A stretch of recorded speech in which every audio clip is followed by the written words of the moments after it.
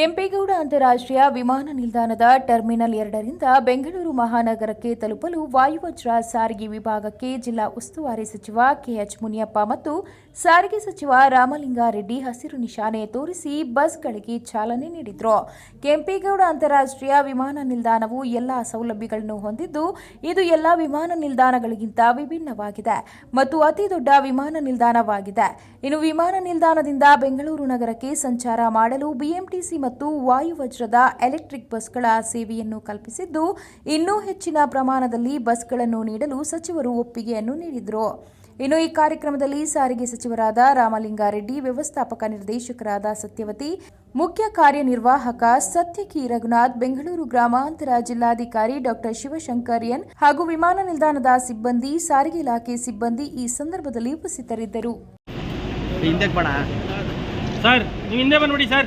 ದಯವಿಟ್ಟು ಹಿಂದೆ ಬನ್ನಿ.